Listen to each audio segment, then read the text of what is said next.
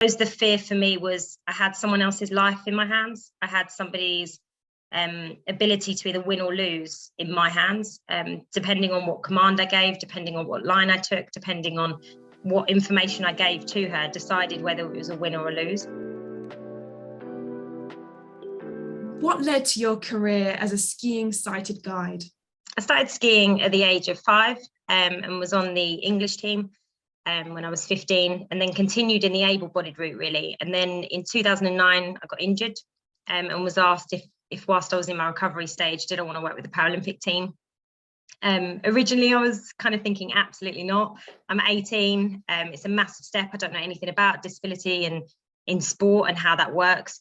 And then I just finally decided, actually, it was probably a really good opportunity. I couldn't ski at the time anyway, so I might as well try and work in a different environment. And yeah, that's kind of how I got into it and stayed with them for 6 years in the end. As a sighted guide, why was teamwork so important? It was massive. I think I'd never worked in skiing as a team. It was an individual sport that we were now going to be working together as a team. And I think when you first start in Paralympic sport, you're not given the individuals that you probably would work with, or they don't work together and go, these personalities match. You're just put together. So originally when Kelly and I had started, we didn't get on. I was very young. I was 18. She was a lot older. She had kind of experienced life. And I think it was a massive culture change for me and a learning curve for me to now all of a sudden go from almost being a child to then being in full control of someone's safety and their ability to go as fast as they can, but as safe as they can. And them two things don't usually kind of go in hand. So teamwork and working together with communication and resilience and having no funding and things that just totally either bring you together or spread you apart. We were really fortunate that our communication was our best asset, and we were able to work through any of the challenges. But if you're not working as a team, then there's no way you're going to be successful working as a guide and blind athlete. What skills or qualities do you credit to your Paralympic gold medal in 2014? Yes, I think patience and communication. I think you can't be a guide without communication. You have to speak from the minute you start to the minute you end. But also patience. You've got to remember that the individual may not be at the speed that you want them to be at. When I began with Kelly, she was snow ploughing. She was at the very beginning stages of learning skiing.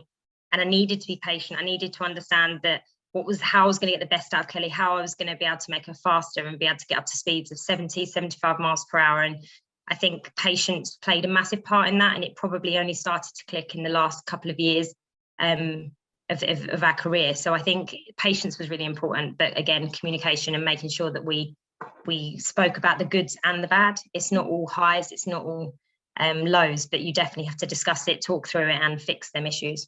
As an athlete or a former athlete, what advice do you have for people wanting to improve their mental resilience?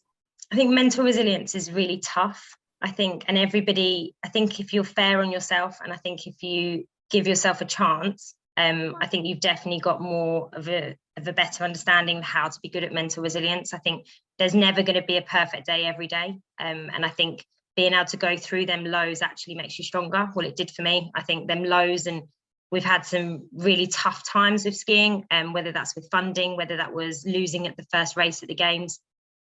That resilience and that power to control that and be able to still fight to kind of achieve is kind of what sets you apart, I think. I think if you see mental resilience as a negative, then it's going to be a tough ride. Whereas if you see failure and things like that as lessons, I think it then gives you a better answer and a better way of moving forward and progressing better throughout.